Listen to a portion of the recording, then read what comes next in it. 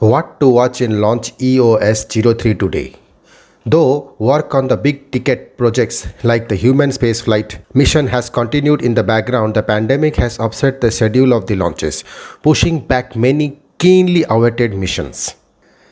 Like almost every other sector, India's space program has also suffered delays on account of the COVID-19 pandemic. Since the beginning of the outbreak in March last year, Indian Space Research Organization has managed just two launches, the Earth Observation Satellite EOS-01 last November and the one in February this year, when 18 small satellites, mainly of other countries, were sent into space. Though work on the big ticket projects like the human spaceflight mission has continued in the background, the pandemic has upset the schedule of the launches, pushing back many keenly awaited missions.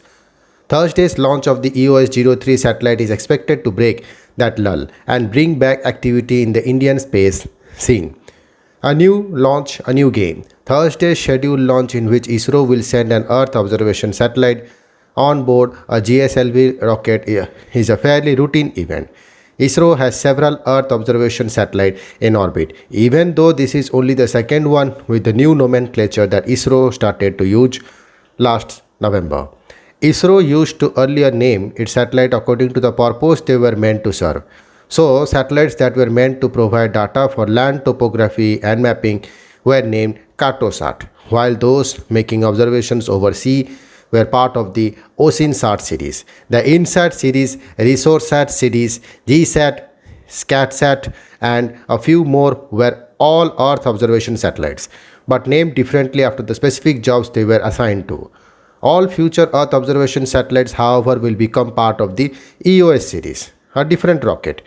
But with every launch these days, ISRO has also been trying something new. For the launch of EOS-01 in November last year, for example, ISRO used a new variant of its PSLV rocket that had been used only once earlier. Unlike other rockets, the variant of PSLV does not go entirely waste after depositing the satellite in its orbit. Instead, the last stage of the rocket, that what remains after the satellite has detached, can acquire its own orbit and can be used as an orbital platform for other onboard instruments that can perform experiments in space. The rocket for Thursday flight, the GSLV F-10, is equipped with a newly designed payload carrier at the top. The shape of the carrier has been designed to significantly reduce aerodynamic drag and allows the rocket to carry much bigger payloads.